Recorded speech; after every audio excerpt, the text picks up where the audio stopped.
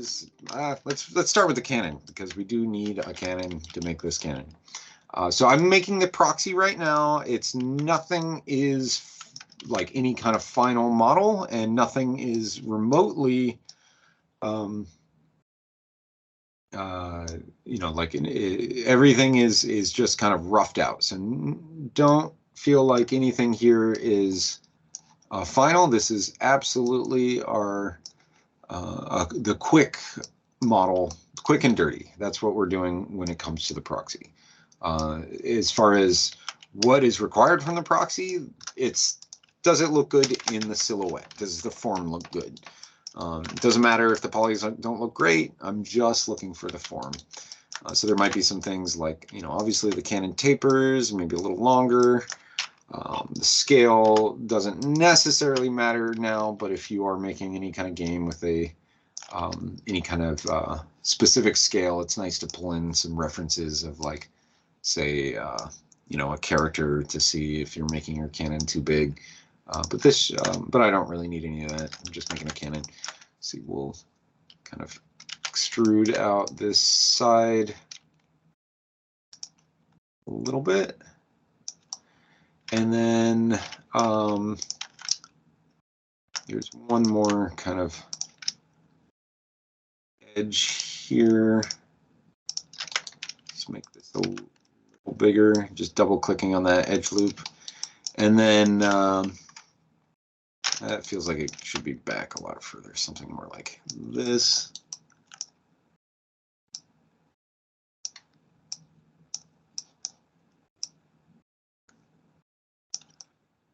And this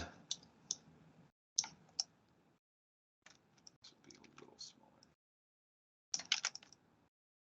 And it might, for proxies, you usually don't want to model inside the model too much, but the other thing proxies are for is animation and gameplay. So whenever you're doing a proxy, I usually like to pay attention to anything that will affect gameplay. And in this case, opening up a hole in the cannon might, who knows, but just wanted to get that in there.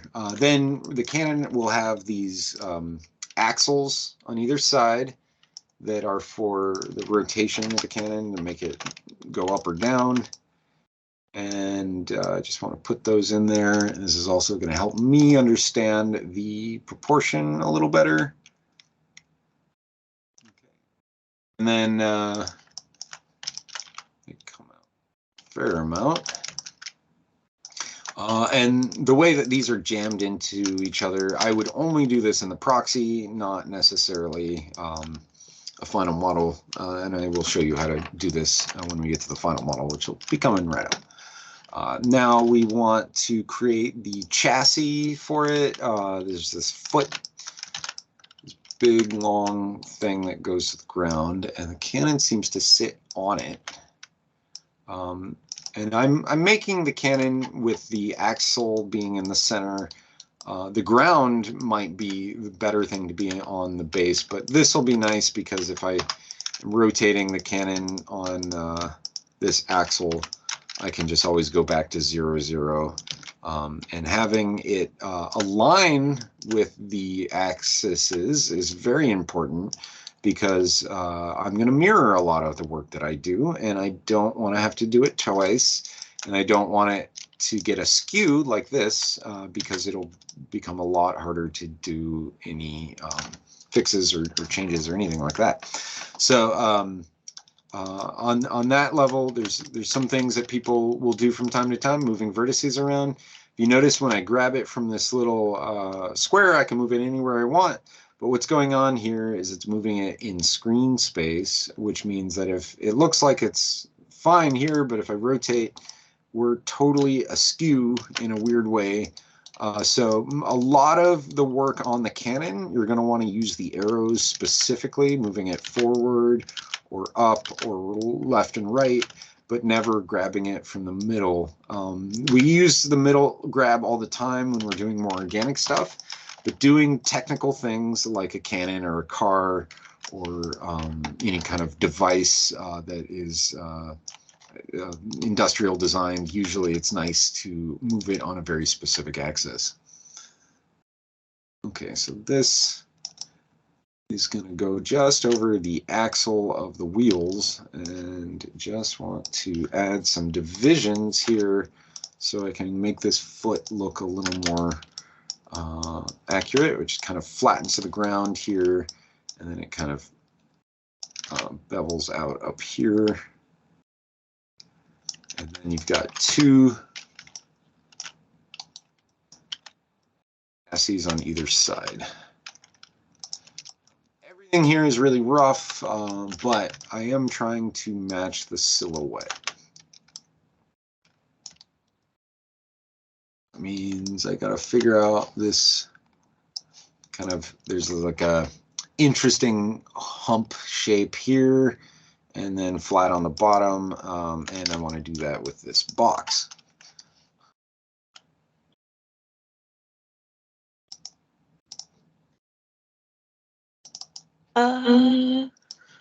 Yes. When do you know that if a part is like should we create like a new shape for the part, or should you like extrude that part off Oh, another that's a great question. Yeah, that's a really good question, Nisa. So, you know, this case with the proxy, I've got this part and like this part and this part being separate objects.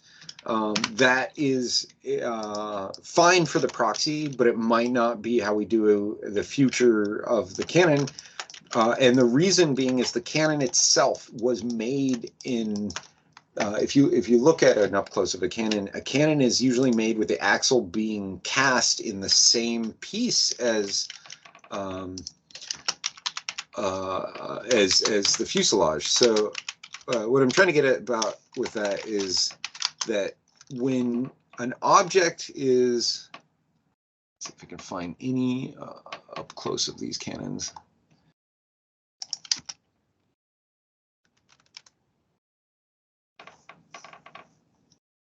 Let's see.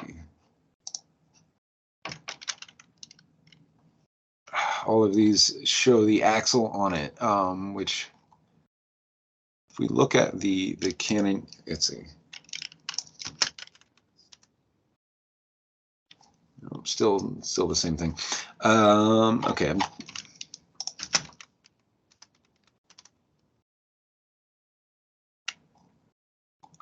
Just want to look at the cannon without the chassis around it, and you'll notice that the axles are that's all cast together. There's one. Okay, it's kind of a stretch, but this will. If we can zoom in on this, this will be what I'm talking about. So here you can see this cannon and the axle they look like they're welded together. That is to say, they don't look like two separate parts that are like bolted together or hinged together. They're welded together. So that's going to be in the high-res model. Whenever you are looking at like, should this piece be separate or should it all be in the same object? It depends on the real world object, how it was made. Whether it's all one object or is it multiple parts? Because if they're multiple parts, there's no reason to make it all one object. Maybe sometimes it's a little more efficient, but sometimes it's less efficient. And so generally my rule for that is if it was made as one object in the real world, it should be one shell. And so with this one, you've got a chassis here in the middle, this chassis, and then you've got this chassis part here. Those are two different pieces of wood. Those should absolutely be separate. Then you've got the more questionable things like these metal tags, these hooks for rope. They are separate pieces of metal that are usually bolted on. So I would say those should be separate. But then sometimes there's things that are just like feel like they're totally connected and could just be extruded out. And from time to time that should be okay. But most of the time we do want to make them as separate pieces.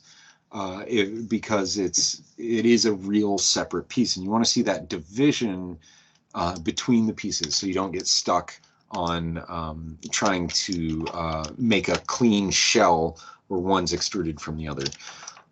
So again, it's really, if they're separate pieces, worthwhile to make them separately. But there's just a few places where I might not. Like, for example, there is a metallic kind of top to this thing, and it's, you know, protective shell on the top of this piece of wood.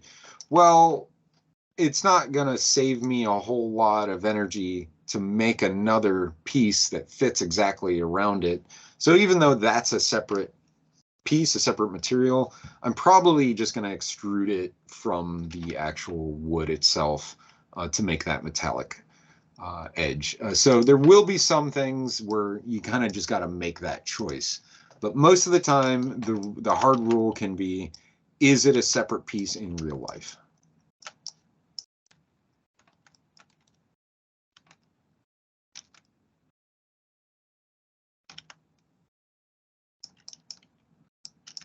This one definitely has a shape on the top, kind of peaks right around where the axle is. Get down.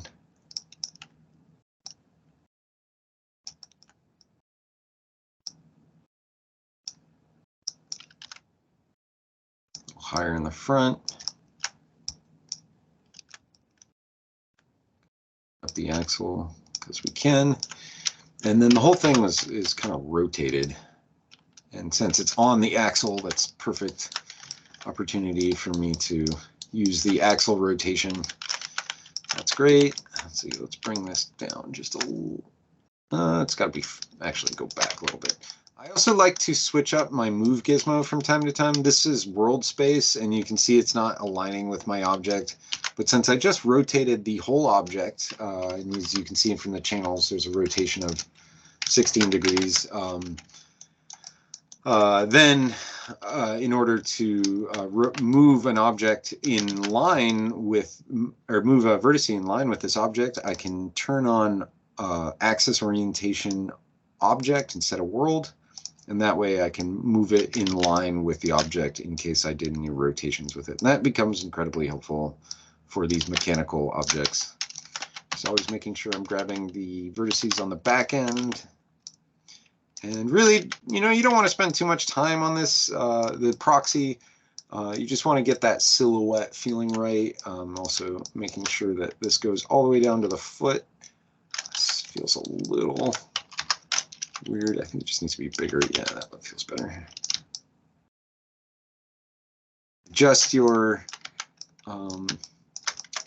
proportions. You know, you know, put them together, analyze them, see what's working or what's not. Something I have seen with most art directors is everybody needs everything to be accurate to the reference or the concept. That is pretty much the case with all art directors. They're never happy if you have anything wrong in your proportions. So we try to make our proportions as accurate as possible. We're not always given turnarounds or very clean objects to concepts to create from, but we try our best. Art director can always tell. That's how it goes. The art director knows. Okay. Always see it. So let's see. This foot maybe a little lower there. And then I haven't quite figured out what happens in the front. But it does look like here, I'll show everybody what I'm looking at. Does look like, let's see, this one. This one's kind of small, but it does look like the chassis come out a little further than the middle part. So that would be different from what I have here. I'll bring this middle part in a little bit. And I'm just doing one side to start because if I model down the center, we can always mirror. Well, that feels about right. There is usually this kind of like roundness to the back of the cannon, and we did have a screw in the back of the cannon. There is an easy way to create a screw. It's just polygon primitives, the helix. I usually don't do it this complicated for the proxy, but since it's already since it's just an object that I have to hit the button to create, it makes it pretty easy. We can make the height a little bigger and then add more coils, and then it's pretty much the screw we need. So there's, yeah, something like that on the back. If we look at the other one that I was looking at here, this one, it's got this kind of screw thing and then this hinge deal, and we want to put that all in there. It's just a weird two spheres on either side of a funny shape. We're just using spheres. Nisa had that great question about, like, what do we make that's a solid shell and what do we make that's a separate objects. And I just want to point out that for the proxy, most things should be separate. Just throw primitives together. Don't think about connecting them. Don't thinking about spending time on making them look great. In reality, the proxy, it gets thrown away pretty fast. So we just need it for form. And there's a million things that we could do to make it look a little better if we were rendering it, but I just need this as a form so that I can move on and create the high res. Let's see, I noticed that there's this roundness to the knob on the back, and that would be good for me to start with a cylinder rather than a square, because that roundness I can easily create with a cylinder. If you ever create your primitives, you always go to your channel inputs and you get to play around with your subdivisions, your height, your radius, all that stuff. That becomes much more useful in the high-res version, but it is always going to be something that I pay attention to, making sure that I'm getting the right amount of polygons in my object. Right now, I'm not thinking too much about poly count, but if I was, I'd be thinking about, if I was rendering this, what angle am I going to do this from and what looks the best? And so that would be the angle that I judge how many polys are in it. Okay, now we're just going to pull this out. I'm scaling this up and down so I don't squish it on the forward backwards, but that kind of looks like what I'm thinking of for the knob. It's not mirrored, so why don't we mirror it? Do a quick little demo of mirroring things. We'll do this a lot more, but here I'm just going to combine these two objects and delete history, and then I move the pivot point to the center. I'm using V to snap to a vertice. The other way you can move it to the center is holding down X, and if you move it along the arrow, it'll snap on the grid planes, and that's going to be helpful because we have a nice grid plane in the middle. And then all I have to do now is duplicate the object and invert the negative scale. And I tried on the X, which is wrong, so I'll try it on the Z, and that should be fine. Usually what I like to do is model along the Z plane, but I started out on the X plane. That'll be fine, but usually the Z plane works a little better. Most programs look down the center this direction rather than this direction. I can always rotate it as soon as I'm done, or even now I can rotate it by combining all these together. Call this proxy. Even putting it in a layer, this is very important. Make sure your proxy is on a layer for the assignment so that you don't get the high res and the proxy confused. Make sure we name that layer proxy layer.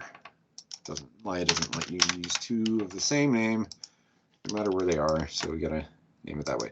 Now I can rotate this whole thing 90 degrees, And this way the X will be left and right, and that's what I wanted.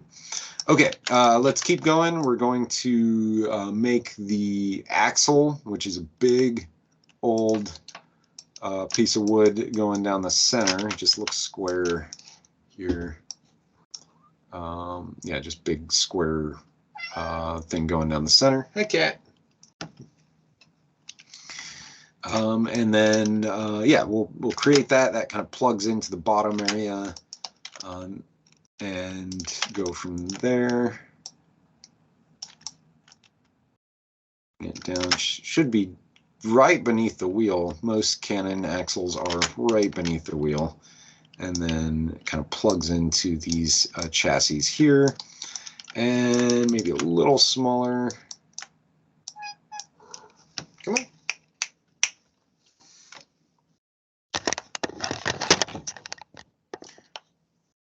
All right, and then we're going to want to make the wheels, which real easy way to make a wheel is a cylinder. For the proxy, might want a little more interest in that, making the rim rather than just the cylinder. Get out of here. Why are you always sticking your butt up here? Nobody wants that. So there's another one that works really well. It's called the pipe here. And what it is, it's very clean, looking like a rim of a wheel here. So we will rotate that 90 degrees and then bring that down to the axle point. The axle doesn't have a center point, which I usually like having center points so I can snap to it. So I'm going to just double the polys there, and it gives me a nice center point. And then I can snap the this axle to that center point, and now it's aligned, and that's very useful. So I'm using snapping all the time to align my objects. Snapping on the circle, or sorry, snapping using the arrows will align on the arrow axis. Snapping in the middle will align on all axes. But here we go. That is seems like it's going to work. Let's get my reference up again. Okay, yeah, that's going to work. Just need it bigger. Change the radius. This gives us a nice height. Looks like the radius is a little above the head of the cannon, and if we're looking at it from the side, I'm going to just pull up my right view. We can see some things that I got to deal with, which is that the wheel and the foot need to align on some sort of ground plane. And I can even create just a plane and pull that down and kind of get that started. I think this scale is about right for the wheel, maybe a little smaller, but it's pretty close. No, actually, that's pretty good. So I'll bring the plane down, and then this foot, which apparently is not nearly big enough, we'll bring that down to the ground, have it touch the ground. There we go. That does look better. Okay. And this is all why we want to do this stuff in the proxy form before we have all this detail, because there's all kinds of moments where you're like, oh shit, I totally did something wrong proportionally. You never really figure it out until you go through all the processes of creating the entire form, because you want to see them all kind of working together. But because you do a proxy first, you solve all these problems without having to redo a bunch of stuff. I'm going to make the subdivision axis a little higher on this pipe so that it just looks a little better from a distance. Again, doesn't have to be super high res, it's just wanted it a little better. Then we're going to get the axle itself. I'll snap it again to that center point. Cylinders already have a wonderful center point, that star in the middle, which can cause some issues for smoothing, but it is wonderful for snapping. Just want to make sure we're 90 degrees. Then we can make this big old axle cylinder point in the middle. Just want to extrude out a little bit so that we have that kind of tapered axle shape, like that. Something like that. And then there's looks like a little bolt in the very middle. Something like that. Okay, and I know a number of you are probably realizing that I didn't necessarily combine these objects, or this isn't stitched together. On the proxy, it's not a big deal, but usually you want to take two, whenever you mirror your objects, you want to combine them, and then you want to merge the vertices, something that I'll do in order to make sure that everything is working correctly. So I'll turn on my poly count under heads up display poly count, because I want to see how many vertices I have and make sure that if I do merge these vertices together on a low threshold, that they go lower. So this vert's 836. I want that to go down a little bit. And so I'll do merge at a very low threshold. This is probably good. And then we're going to look at it, make sure nothing gets broken or distorted. And then you look at these verts, I want that to go down. And it did. It went down 6 verts. That's what I wanted. So now if you smooth it, you can see it's all one object. Want to point out that there are other ways to mirror, but they are all buggy. They all have bugs and kind of cause some issues later on. So this is why I mirror by duplicating, inverting the scale on an object. It just ends up being the most, I guess, trustworthy way of mirroring. Another thing you notice I was doing is if I want to select an edge loop of polys, select one poly, hold down shift, double click one next to it, usually selects the edge loop. That way I can do this extrude in for the axle on that side. That seems to be about right. The thing that's missing is the what's it called? The struts, the struts of the wheel, the spokes. I'm going to make them really simply right now just to show you how we would do it in the proxy, and then the proxy will be about done. We'll move into making it more complex. But basically, I just want one. I want to get it into the right place. Down a little, so it's got some tapered edge. It's probably going to have some smoothing on it in the final one, but this will do for now. And then I want it to rotate around the wheel. So what I'm going to do is move the pivot point from where it is, and I want it to snap to the center point of the axle that we have, either on the 4x4 here or on the cylinder here. So I grab this wheel, I hit D, it gives me the option to move the pivot point around, and then we're going to snap this to the center of the cylinder, and now it should rotate seamlessly around my object. These axles, how many spokes do they have? One, let's see. It's different every time I do this. Each cannon seems to have a different amount of spokes. 1, 2, 3, 4, 5, 6, 7, 8, 9, 10, 11, 12, 13. Did I count that right? 1, 2, 3, 4, 5, 6, 7, 8, 9, 10, 11, 12, 13. Seems to be 13. That is a very odd number. I wouldn't usually recommend that because 13 is actually kind of a hard number to deal with in math. So I'm going to just go to 12. 12 is a great number to deal with in math. If you look at 360, you divide it by 12, it breaks up seamlessly into 30. So every 30 degrees, there should be a spoke. So what I can do is duplicate special. And if it's an instance, this works for doing it a little more complex, because you can, whatever you do to this one will also work to the rest. But basically, I need 11 more copies, and I'm going to rotate them 30 degrees each time I copy them. And we'll just do a copy for now. And whoops, rotated on the wrong axis. So X, Y, Z. I think it's, what is it? X is what I wanted on, so X is the first one. So we do 11 copies on X. There we go. There's our spokes. This is just a copy, so each one is unique. But if we did instances, what's cool is whatever you do to one affects the rest of them. So this way we can do some really complex spokes and see if they're fitting together correctly. So yeah, this is our proxy. There's a few more things that we might do, not necessarily that important, like the hooks and the chain and stuff.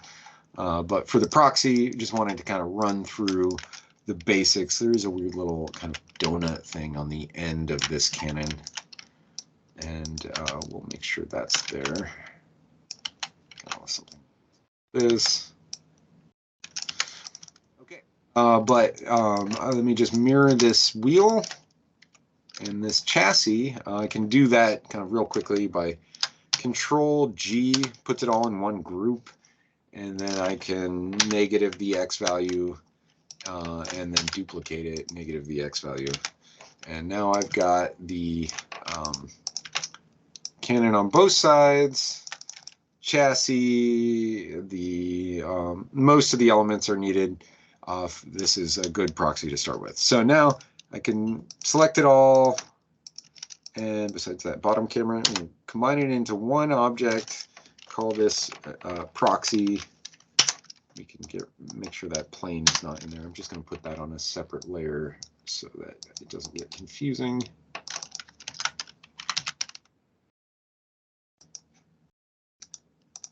And make it an R. If you make it an R, you can't grab it. You can't accidentally grab it. So this will be nice to always have.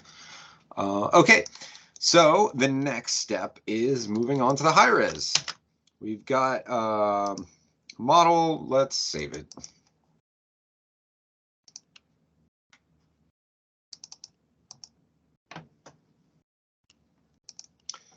Okay, class.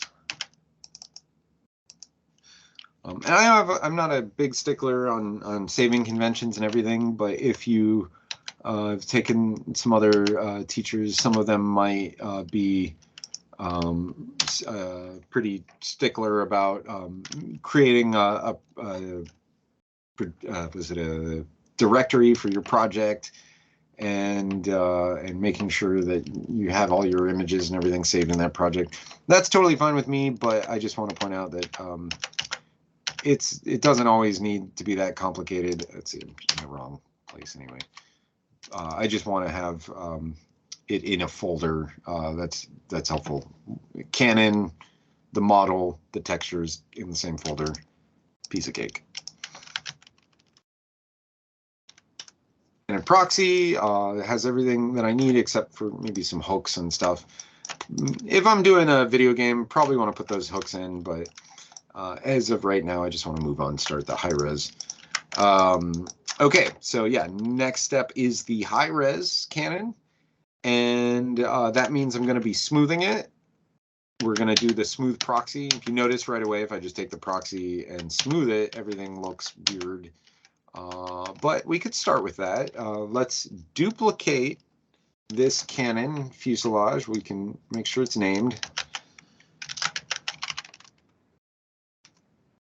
I'm going to duplicate it, and I'm going to do Shift P, and this breaks it out of its group, and then it's now on its own. So if I turn off the layer, everything should be in the proxy layer. Now we just have this specific cannon. And what I'm going to do is start thinking about how this should actually be modeled if it wants to be high res. And one of the first things we can start doing is adding some edge lines around things that when we smooth proxy, it gets a little too gummy. So this area here, that could use an edge line. You'll notice it starts to crisp up. These areas, we don't need it to be quite this soft. We don't need it to be this hard. So I'm going to do kind of a little in the middle. It gives it a nice bevel without over crisping it. Come down to the middle area. This is what I want the shape to look like. And we're missing some edge support lines, as I like to call them, here. So one there, one here, or two on each side really helps. And now it's got that kind of crisp bevel. You go to the front.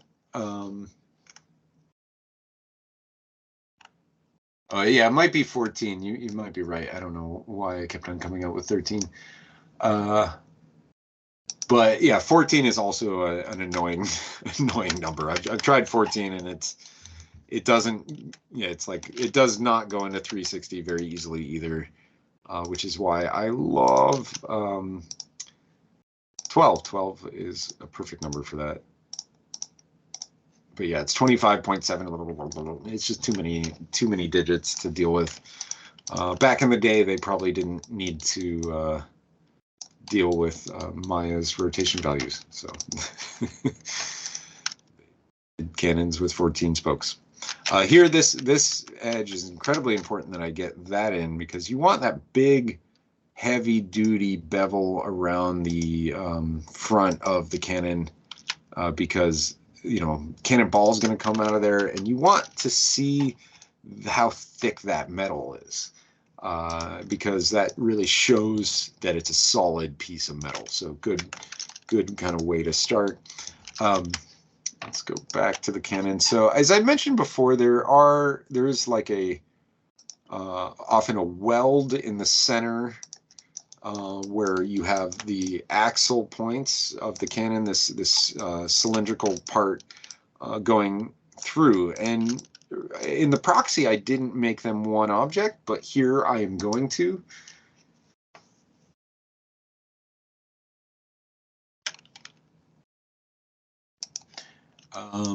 So what we want to do is, first off, I'll get this axle, because it's in the right place, it's about the right poly count. I'll use that as a start. I'll duplicate it, Control D, I'll do Shift P, and this will break it off. So we'll call this the axle, or cannon axle. And then now I'm looking at these two together, and you can see right away that they're not the same object. There's also the hole of the cannon. The rifle is interacting with it, which I don't want. But basically, I want them to be all one object, and there's a couple ways you can do it. One of them is the boolean. Boolean is just where you take two objects and you use the boolean feature to do a union, difference, or intersection. In this case, it would be the union. And it works fairly well, but if you notice when I smooth it, everything goes to hell. So there's a trick we need to do before we move on, which is we want to actually create a good polyflow. So with the proxy, we didn't care about polyflow. With the high res, we do. We really need a good polyflow. Otherwise, the smoothing does not work very well. So what I'm going to do is create these kind of edges to basically kind of get around that axle point, just so I have something to work with around that edge. Now I can take these four polys. You probably want something in the middle too, because it's nice to have a center point. It's always great when they align. Like for example, the cylinder, you can also turn wireframe on shaded on. That's under here under shading. If you turn that on, you can see the polys and the shading at the same time. Kind of useful.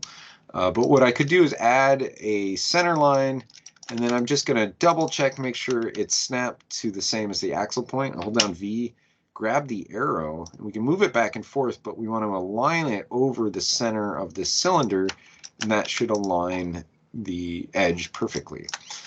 So that's nice to have that. You can kind of avoid it sometimes, but it's nice to have that center line. And then I'll get the edge on the outside. Now what I want to do is extrude this in so that all of this has a nice, or just nice support polys for creating this joint. So we're going to use extrude. Just kind of shrink it in just a little bit. And it's not matching the cannon at all because of the square polygons, and the thing is round. There is a trick. I'm going to see if this works because it might have an issue. But there is a, oops, don't want to extrude this other side. I'm going to mirror this whole other side eventually, but I don't want broken things on that side. But here we extrude in, And there is a fun little button, where is it? It's called circularize, and whenever you have a square and you want it more circular, it will do it. Will make this whole thing more circular, but it does rotate it, which might not be what you wanted, but we can rotate it back into place, kind of get it a little closer to what we need. That looks almost okay. What are you doing, Kat? That looks almost okay, except you'll notice a number of issues kind of happened when we did that, like some things got buckled, they kind of went in, and some things got scrunched. So I'm going to pull it out, and this is the real trick with high-res modeling, is we really want smooth form surface. So any area that's not working out as far as a smooth form for surface, like doesn't feel like it should be there. Like for example, these areas, they are sticking out too far. We just want to pull them in a little bit. Same with this up here. Pull it in a little bit. And so you want that form to kind of be clean and smooth. You don't want it to break up or have a buckle or anything weird. So just kind of pulling in some things so that the high-res form doesn't feel like it's being neglected. Now when I smooth that, it should be mostly good. Interesting. But yeah, there's still a number of other issues. Like it's nice to have another support line on either side with these smooth objects. You'll notice it doesn't stretch out as much because I added that extra support line. And then now might be able to do a boolean that works a little better. So select both objects. We can do mesh display boolean. Or sorry, edit mesh boolean. Where is it? No, mesh boolean. And union. And that will combine everything, but it will cut off the shells that are, like going inside. But there are some minor issues to pay attention to when you do boolean. It usually doesn't line up the vertices. Notice this one missed. So we can use target weld, just scoot it over to the right one. Another thing you might notice from time to time is you get really close to a vertice and it disappears even though you're not all the way on it. That is your camera clipping plane.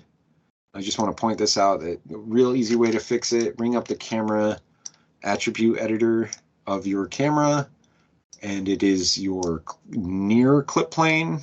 If you go really far away, it might disappear too, and that's your far clip plane.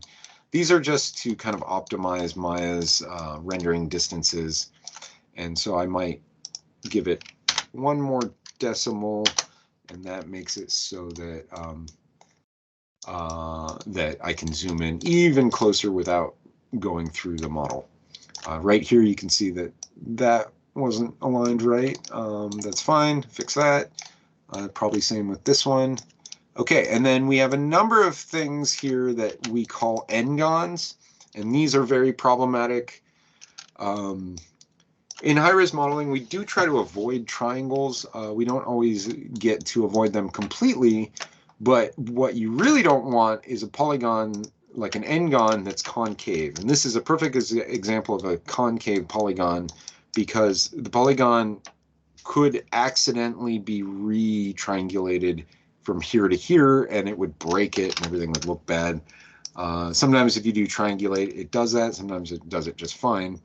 But what I would want to do to fix this is just add a few edges here.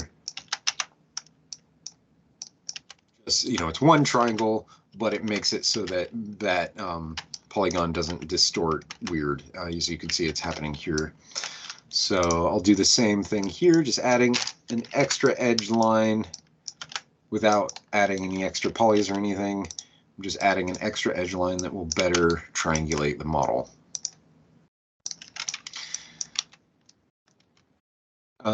So yeah, just a couple of edge lines to wrap this up, and this axle should be good to go.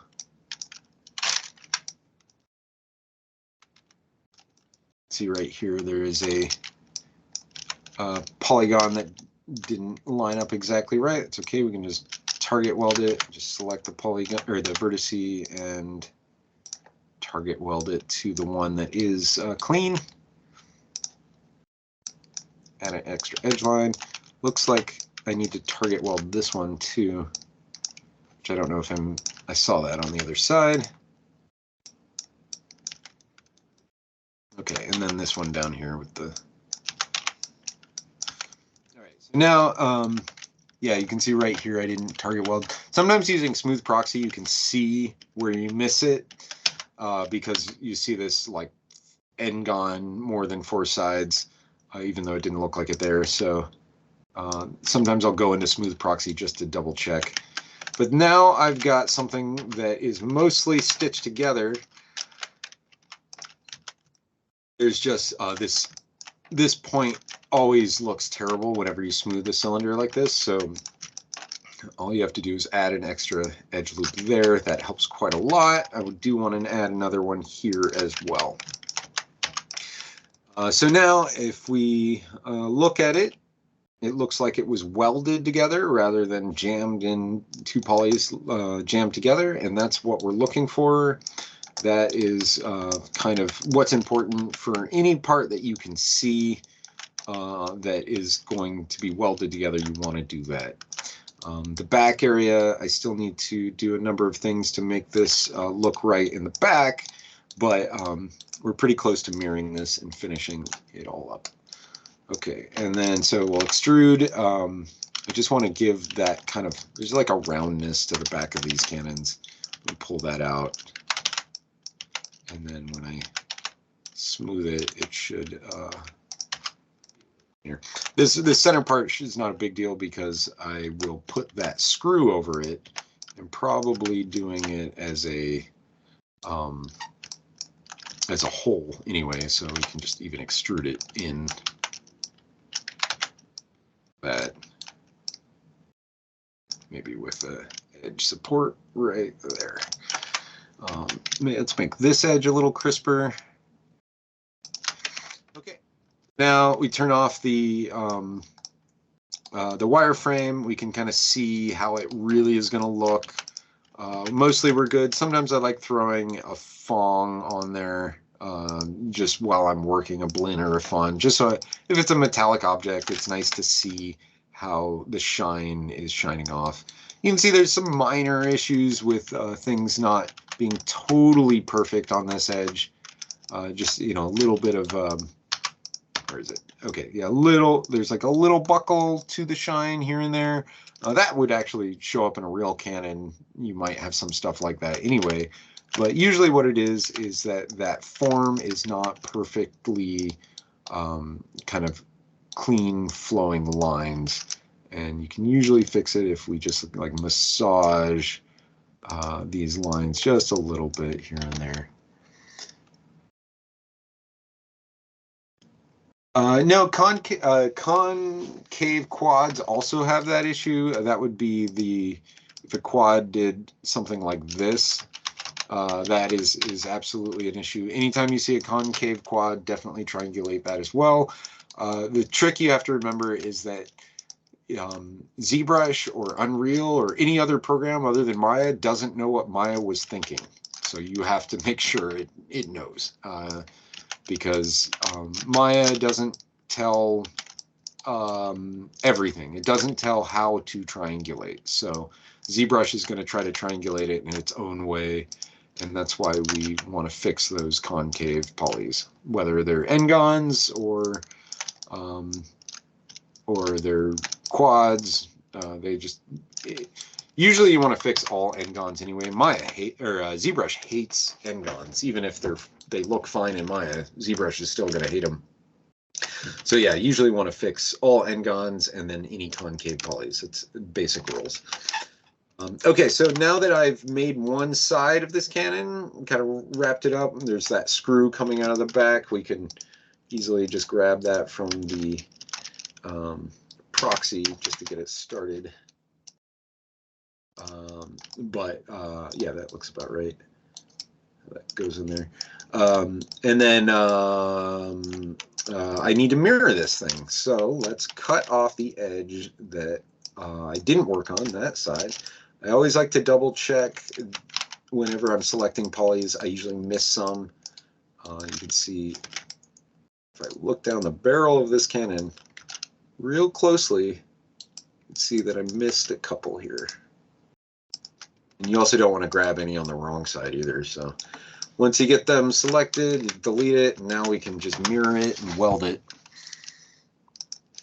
Something I will do quite often is freeze transformations. This is modify freeze transformations. If there's any rotation values or anything, they go away. You notice I'm making this cannon entirely straight. All of the references show it kind of a little canter lead, like tilted a little bit, but I'm making it straight because it's easier to model that way, and we can always go back and rotate it into the right position later. But now I've got half of one. I want to move the pivot point to the very edge. In a way that this wouldn't work is if any of these verts are at all over the edge or behind the edge, they won't weld together. So it's very important that this entire edge, which you can usually grab edges like this, is totally flat. And especially if everything's working like this, it should be totally flat. We should see it just as a straight line here. If it's not for any reason, like say if there's one edge a little off like this, sometimes what I do is select the entire edges, look at it from the front edge. Just a minute, kitty. And then we'll flatten it to the center. You can hold down X. It will flatten it to the center, but the problem is that if you are don't have this option, was it move snap settings, retain component spacing? If that is on, it will always move with the extra edges and things. Hey, Professor. Yeah. I don't mean to be rude, but we have 3 minutes left until lessons. Yes, and I'm not going to finish this cannon, but I wanted to show how to at least stitch it together. I will upload a video that does show it all finished, but yeah, we're not finishing it today.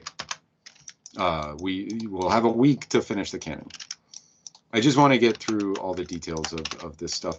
The major thing that maybe I didn't talk about today was how to utilize the spokes, but utilize the instancing for the spokes. But let me just mirror this and weld it together. All of these things are very important and will work on every other part of the cannon, which is why I'm going through them in such detail. But if we turn retain component spacing off, that edge will snap very easily to the center. Now, okay, so now we're going to duplicate this. And one last time, I'm going to do the combine and select all the vertices and merge them together using the edit mesh merge. I just want to make sure that number goes down and we're good. So now it can be smoothed. Looks like I'm missing just a couple edges, but this cannon is the main thing I want you to spend your time doing the high res. Everything else, it will be using the same techniques, but ultimately, it will be a lot simpler. The cannon is just the most complicated one. The only other thing I wanted to talk about as far as the spokes go is if we did utilize the instance method. I'm not sure if I did here, did I? Yes. Okay, so when you're creating the high res, what is very useful is utilizing the instance method for the spokes, and that way you can get a lot more detail. You can even get, like, sometimes these cannons have little extra extrusions or what's called the lathing. You can do a lot of things that's fun. It's just nice to see them all at the same time so that you know if they're working together. The other thing that sometimes we will do is even work with the spokes, have them integrated into the rim. All of this stuff can be duplicated in the same way we duplicated the spokes. Like if you wanted to do any detailing to this rim, we can easily utilize the duplicate special method, and it will create 12 other rims. We just need to have them being snapping to their partner next door. So yes, we there's only so much we can get through as far as the high-res modeling. We want to for next week, you want to create a full high-res model of the cannon. Just bring your cannon in. If you light it and do a little render of it, that's great. I just want a screenshot of your high-res cannon, and then we will move on to making the LOD 0, and we will have enough time next week to go into detail as far as how to create the LOD 0. So, is there any questions? I don't think so. Cool. Yeah, I will upload this assignment. Just talks about the high-res cannon. I do have some old videos of the modeling of the cannon if you want more details. And I think they're even uploaded already. I just got to track them down. But so yeah, all we're looking for next week is the high-res. And if you get that done, we're good. If you have any questions at all, feel free to hit me up on Teams. I will, that's the easiest way to contact me is Teams, because I'll see it right away and I can respond right away.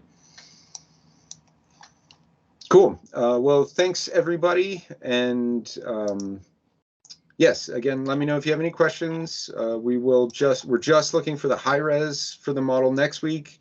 We'll make the low res, we'll bake it down, and you run it through Substance Painter the following week. Okay. Thanks so much. Class. Yeah, thank you. All right. Thank you. Bye-bye. Thank you. All right. Thank you. Thank you. Thank you.